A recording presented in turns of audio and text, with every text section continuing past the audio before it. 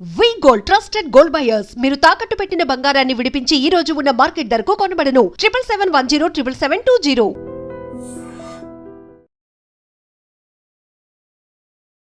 Welcome to iDream media. So జనరల్గా coffee గింజలతో తయారు చేసే కాఫీ పౌడర్తో మనం కాఫీ తయారు చేసి తీసుకుంటూ ఉంటాము. దీంట్లో కెఫీన్ ఉంటుంది, ఇది ఆరోగ్యానికి మంచిది కాదని చెప్తూ ఉంటారు. అయితే ఆయుర్వేద శాస్త్ర ప్రకారం ఒక కాఫీ చెప్పబడిందండి, అది చాలా చక్కటి కాఫీ, దీనివల్ల సైడ్ ఎఫెక్ట్స్ ఏమీ ఉండవు. మరి దీన్ని తీసుకుంటే ఆరోగ్య లాభాలు కూడా కలుగుతాయి. డయాబెటీస్ ఉన్న వాళ్ళకి ఇది చాలా చక్కగా పనిచేస్తుంది. పూర్తి వివరాలు తెలుసుకుందాం. ఈరోజు మనతో పాటు ఉన్నారు ప్రముఖ ఆయుర్వేద వైద్య నిపుణులు professor doctor T Venugopalarao garu from Ojas Ayurvedic centre Chikkadpally. Doctor garu నమస్తే. నమస్కారం. డాక్టర్ గారు, మీది ఓజోస్ ఆయుర్వేదిక్ సెంటర్ చిక్కడపల్లిలో ఉంది. చాలా మంది పేషెంట్స్ వస్తూ ఉంటారు, చాలా క్రానిక్ డిసీజ్ కూడా, అది రూట్ కాజ్ అని తెలుసుకుని దాన్ని ట్రీట్ చేస్తూ ఉంటారు. అది మీ స్పెషాలిటీ. సో పూర్తి స్థాయిలో తగ్గిపోతూ ఉంటుంది.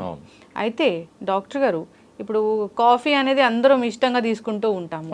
అయితే కాఫీలో కెఫిన్ ఉంటుంది, అది ఒక్కొక్కసారి మంచిది కాదు, ఇలా చెప్తూ ఉంటారు. ఆయుర్వేద శాస్త్రంలో కూడా కాఫీ గురించి చెప్పబడిందా? అవునమ్మా, చెప్పారు. అంటే మనకి ఇప్పుడు రెగ్యులర్గా వాడే కాఫీ చాలామందికి ఏండ్ల తరబడి అలవాటు ఉంటుంది. అది తాగకుండా ఉండలేని పరిస్థితి. అది మానేస్తే తలనొప్పి లేస్తుందనో, లేకపోతే నిద్ర పట్టట్లేదనో, లేకపోతే ఆకలి వేయట్లేదనో, రకరకాల ఇవన్నీ కూడా కారణాలు చెప్తుంటారు కాఫీ మానేయాలంటే. ముఖ్యంగా డయాబెటీస్ వచ్చిన తర్వాత కాఫీ డాక్టర్లు చాలామంది మానేయమని చెప్తారు. ఎందుకంటే దాంట్లో ఉండే కెఫిన్ యొక్క ఎఫెక్ట్ అనేది మనకి నర్వస్ సిస్టమ్ మీద కొంచెం ఎఫెక్ట్ చూపిస్తుంది. కాబట్టి చాలామంది డాక్టర్లు అయితే సజెస్ట్ చేసేది టీలు, కాఫీలు, తర్వాత కెఫిన్ ఉండే డ్రింక్స్, దాంట్లో ఒకటి టీ, ఒకటి కాఫీ, ఒకటి తర్వాత కూల్ డ్రింక్స్, కాఫీ మన ఈ సాఫ్ట్ డ్రింక్స్ అంటారు, ఈ మూడు మానేయమని చెప్తాం. ముఖ్యంగా చాలామందికి మన సౌత్ ఇండియాలో అలవాటు ఏంటంటే కాఫీ. అవును. మరి డయాబెటీస్ వచ్చిన తర్వాత కాఫీ మానేయాలంటే వాళ్ళకి ఒక రకమైన ఇబ్బంది అనమాట. సో వాళ్ళకి ఇష్టమైన కాఫీ మానేయాలి అంటే దానికి ఆల్టర్నేటివ్ ఉంది, తప్పకుండా ఉంది. ఆయుర్వేదంలో మనకి దీని గురించి చెప్పారనమాట. కాఫీ అని డైరెక్ట్ చెప్పకుండా కానీ దాన్ని తయారు చేసుకునే పద్ధతి, అది కూడా కాఫీ లాగా ఉండే పద్ధతి ఆయుర్వేదంలో చెప్పారు. దీంట్లో మనకి వాడేది ఏంటంటే ఇది డేట్ కెర్నల్ కాఫీ అంటారు అనమాట. దీన్ని డేట్ అంటే మీకు తెలుసు కదా, డేట్స్ మామూలుగా ఖర్జూర గింజల కాఫీ. అందరికీ ఖర్జూర పండు గురించి తెలుసు కానీ ఖర్జూర గింజల గురించి చాలా తక్కువ మందికి తెలుసు. ఖర్జూర పండు తినేసి గింజలను పడేస్తారు. ఇప్పుడు నేను చెప్పిన తర్వాత మీరు ఎవరు కూడా ఆ గింజలను పడేరు, అది నా గ్యారంటీ. ఎందుకంటే ఈ గింజలతోని కాఫీ తయారు చేస్తారనమాట. డేట్ కెర్నల్ కాఫీ అంటారు. సార్ మరి ఇది ఎలా తయారు చేస్తారు ఒక డౌట్. దీనివల్ల ఉపయోగాలు ఏంది? షుగర్ వాళ్ళు తీసుకోవచ్చా? ఇంతమంది అడుగుతారు, డయాబెటిక్ వాళ్ళు తీసుకోవచ్చా? ఎందుకు తీసుకోవాలి? ఎలా తీసుకోవాలి? మరి కాఫీ లాగానే తీసుకోవాలి? ఇవన్నీ కూడా డౌట్స్ ఉంటాయి. సో అవన్నీ కూడా మనం ఇప్పుడు వివరంగా చూద్దాం. ఈ వీడియో మీరు ఫస్ట్ నుంచి లాస్ట్ వరకు చూడండి. చూస్తే మీకు నేను చెప్పే ఈ బెనిఫిట్స్ అన్ని కూడా మీకు అర్థమవుతాయి. ఆల్టర్నేటివ్, కాఫీ టు ఆల్టర్నేటివ్ ఇది ఎందుకు అనేది మీకు అర్థమవుతుంది అనమాట. ఫ్రెండ్స్, మనకి ఈ డేట్ కెర్నల్ కాఫీని తయారు చేయడానికి డేట్ సీడ్స్ అంటే ఖర్జూర గింజలు కావాలన్నమాట. మీరు తయారు చేసుకోవచ్చు, లేదంటే మార్కెట్లో కూడా ఇది మనకి readymade date kernel coffee powder అంటే మీకు మార్కెట్లో దొరుకుతుంది. మీకు ఆన్లైన్లో దొరుకుతుంది, ఆఫ్లైన్లో కూడా దొరుకుతుంది. లేదు సార్ మేము తయారు చేసుకుంటాం, మాకు బయట దొరికింది గ్యారెంటీ ఉండదు, మాకు ఇష్టం ఉండదు అంటే మీరు తయారు చేసుకోవచ్చు. దాని కొరకు ఏం చేయాలంటే ఒక 20 ఖర్జూర గింజలు, అంటే ఖర్జూర పండు లోపల ఖర్జూర పండు వాడుకోండి, ఆ లోపల గింజలు తీసుకొని మీరు ఓవెన్లో దాన్ని మీరు రోస్ట్ చేయాలన్నమాట. దానికి ఏంటంటే మనకి ట్రే ఉంటుంది కదా, ఆ ట్రేలో పార్చర్ అది ఒకటి పేపర్ ఉంటుంది, ఆ పేపర్ మీద గింజలు అక్కడక్కడ పెట్టేసి ఒక 30 నుంచి 40 నిమిషాలు ఓవెన్లో పెట్టాలన్నమాట. ఓవెన్ పెట్టిన తర్వాత అది ఏమవుతుందంటే రోస్ట్ అవుతుంది. రోస్ట్ అయ్యి పెలుసుగా తయారవుతుంది. అప్పుడు ఏంటంటే దాన్ని తీసి మీరు బ్లెండర్లో వేసి కోర్స్ పౌడర్ చేయాలి. అంటే బరక చూడాలి, అంటే మెత్తటి పౌడర్ లాకుండా మనకి డస్టీ లేకపోతే మనకి ఎట్లా ఉంటుందో అలా చేసుకోండి. చేసుకొని మీరు మంచిగా ఒక కంటైనర్లో పెట్టుకుంటే మీకు కాఫీ పొడి తయారైపోయింది. అద్భుతమైన కాఫీ పొడి. ఓకే, కాఫీ పొడి లాగానే ఉండే కాఫీ టేస్ట్ కూడా అలాగనే ఉంటుంది అనమాట. నేను చెప్తాను ఇంకా. సో ఇది తయారైన తర్వాత ఇప్పుడు మనం 20 ఖర్జూర గింజలతోని తయారైంది 4 కప్పులు తయారవుతుంది. 4 కప్పుల కాఫీ తయారు కావడానికి అది సరిపోతుంది అనమాట. ఇంకా ఎక్కువ కావాలంటే మీరు ఎక్కువ గింజలను తెచ్చుకొని మీరు ఎక్కువ చేసుకోవచ్చు, అదేం సమస్య కాదు. లేదు మా దగ్గర అవన్ లేదు, మరి ఏం చేయాలంటే మామూలుగా మూకుల్లో అది బాగా పెలుసుగా తయారయ్యే వరకు వేయించేయండి. వేయించి మరి ఇంతకుముందు చెప్పినట్టు రోకలతో దంచి కానీ లేకపోతే బ్లెండర్లో వేసి కానీ మిక్సీలో వేసి కానీ ఏదన్నా వేసి మీరు పొడి చేసుకొని మీరు గాజు సీసాలు కాఫీ ఎలా అయితే పెట్టుకుంటారో అట్లా పెట్టుకొని మీరు హ్యాపీగా వాడుకోవచ్చు. ఇది ఎలా వాడాలి సార్ అంటే దానికి కూడా సేమ్ మీరు ఇది పేరు మారింది కానీ అది కాఫీయే. కాఫీ అయితే ఏ విధంగా వాడతారు అంటే instant coffee, for example instant coffee ఎలాగైతే వాడతారో అలాగే వాడుకోండి. లేదు సార్ మాకు ఫిల్టర్ కాఫీ ఇష్టం, ఫిల్టర్ కాఫీ లాగా యూజ్ చేసుకోండి ఆ పౌడర్ని. కాఫీ పొడికి ఇది ఆల్టర్నేటివ్ అనమాట, కాఫీ పొడి బదులు ఇది పెట్టుకోండి అంతే.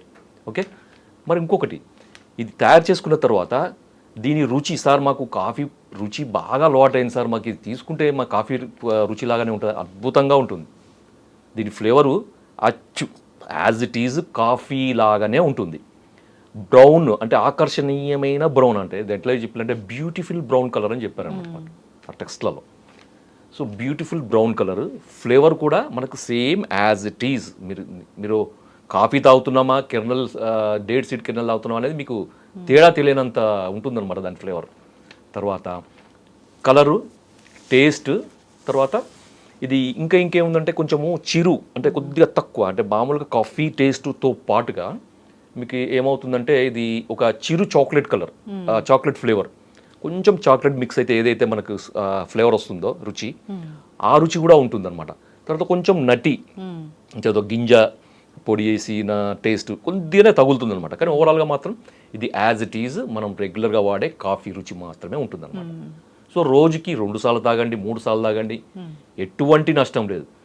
డయాబెటీస్ వాళ్ళు హ్యాపీగా నిరభ్యంతరంగా నిర్మోహమాటంగా ఇది ఎన్నిసార్లైనా తాగొచ్చు. ఎందుకు అంటే దీంట్లో అలవాటు కొరకు తాగేది కాకుండా హెల్త్ పరంగా కూడా దీన్ని తాగడానికి అవకాశం ఉందన్నమాట. ఎందుకు అంటే మీకు డయాబెటీస్లో ఇన్సులిన్ రెసిస్టెన్స్ అంటే ముఖ్యంగా టైప్ 2 డయాబెటీస్ అంటే మనకి వయసు 40 సంవత్సరాలు దాటిన వాళ్ళలో వచ్చే డయాబెటీస్, టైప్ 2 డయాబెటీస్ అంటారు కదా, చాలామందిలో వచ్చే డయాబెటీస్. అది టైప్ 2 డయాబెటీస్లో ఎక్కువగా ఉండేది ఇన్సులిన్ రెసిస్టెన్స్ అని అంటారు అనమాట. అంటే ఇన్సులిన్ మనకి రెసిస్టెన్స్ ఉండడం వల్ల ఏమవుతుందంటే ఈ రక్తంలో ఉన్న బ్లడ్ షుగర్ అనేది మన శరీర కణాలకి అందదన్నమాట. ఎందుకు? ఇన్సులిన్ అక్కడ పనిచేయదు, రెసిస్టెన్స్ ఉంటుందన్నమాట. సో అలాంటి కండిషన్ని ఇది తగ్గిస్తుంది అనమాట. ఇన్సులిన్ రెసిస్టెన్స్ని తగ్గిస్తుంది కాబట్టి మనకి రక్తంలో ఎక్కువగా ఉండే షుగర్ లెవెల్స్ అనేవి తగ్గుతాయి. ఎందుకంటే ఆ రక్తంలో ఎక్కువగా ఉండే షుగర్ అంతా కూడా మనకి రక్త కణాలలోకి, మన శరీర కణాలకి అబ్జర్వ్ అవుతాయి. అప్పుడు రక్తంలో ఉండే షుగర్ తగ్గుతుంది అనమాట. సో ఎంత తగ్గుతుంది అనేది మనిషి యొక్క వ్యక్తిగతంగా మారుతుంది.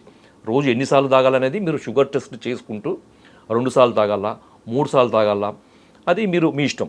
1 కప్పు తాగాల, అరకప్పు తాగాల, అది మీ ఇష్టం. 1 కప్పు తాగొచ్చు, 2 కప్పు తాగొచ్చు, మాటికి తడవకొకసారి 2 కప్పులు తాగండి పర్వాలేదు, 1 కప్పు తాగండి పర్వాలేదు, అరకప్పు తాగండి పర్వాలేదు. మీరు షుగర్ లెవెల్స్ చూసుకుంటూ మీరు వాడండి. తిన్న తర్వాత వాడాలా, తినకముందు వాడాలంటే అది మీ ఇష్టం.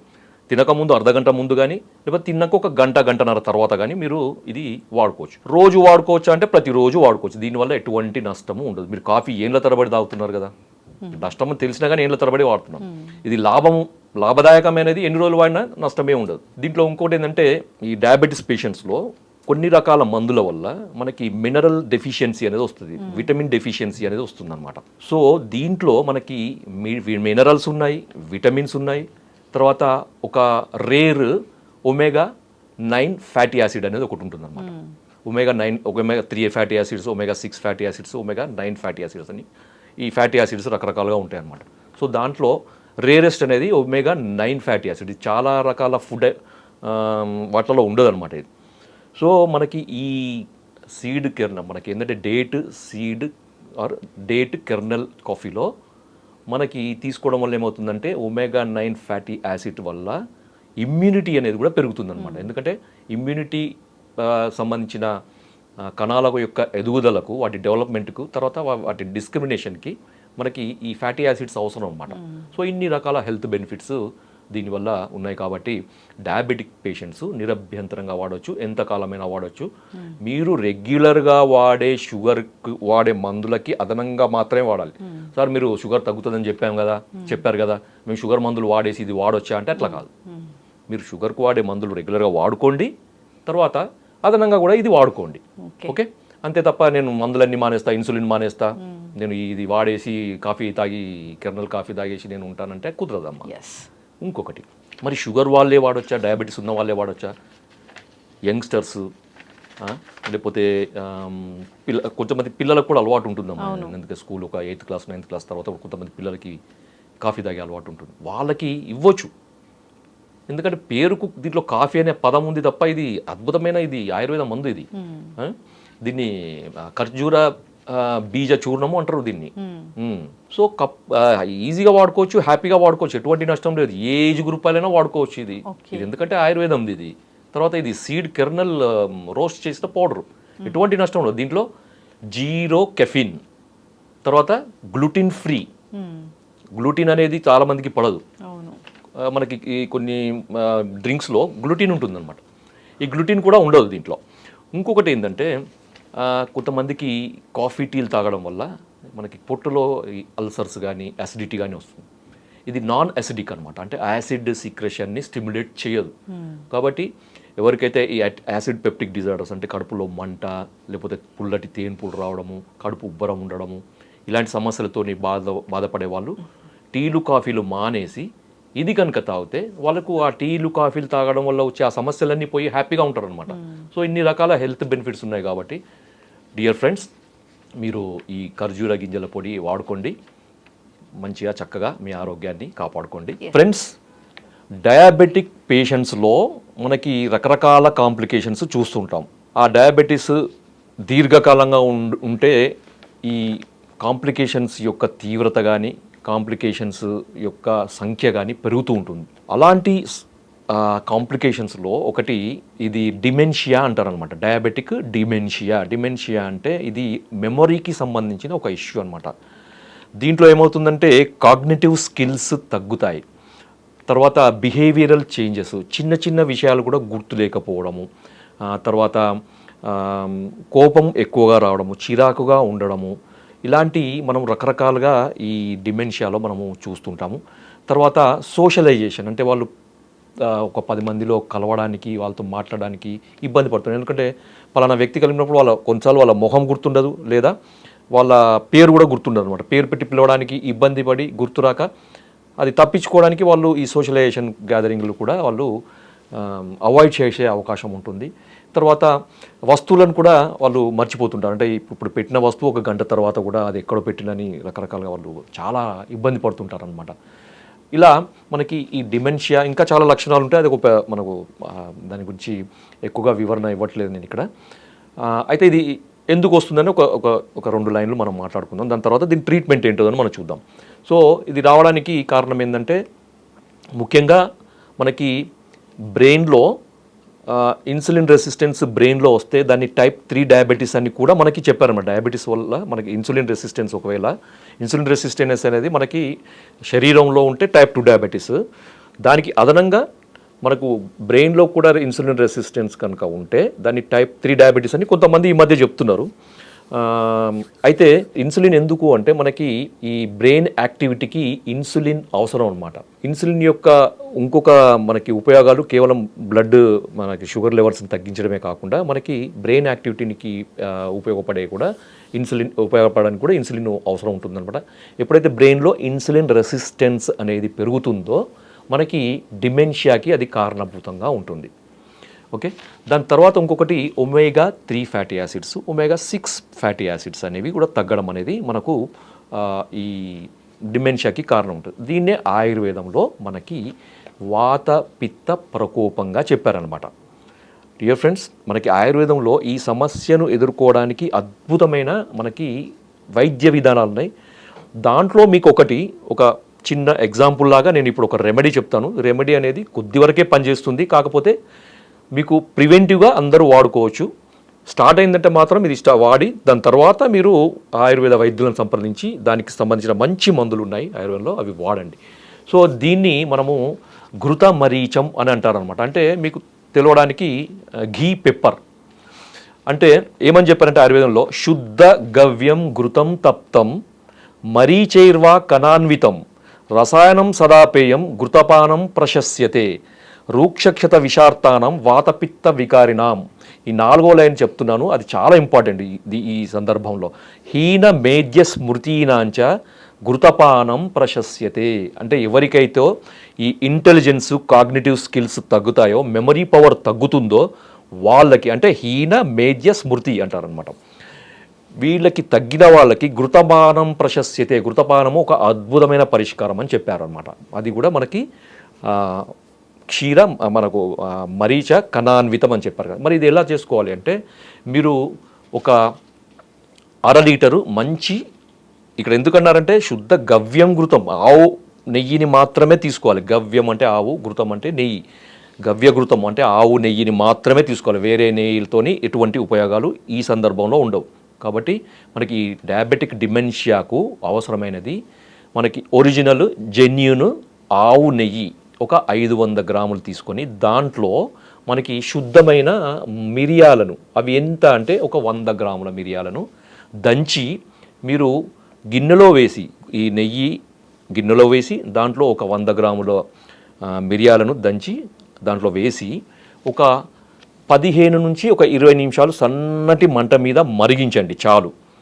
దాని తర్వాత దాన్ని వడపోసేయండి. వడపోసి అది చల్లారించిన తర్వాత మీరు ఏదైనా కంటైనర్లో మీరు దాన్ని భద్రపరచుకోండి.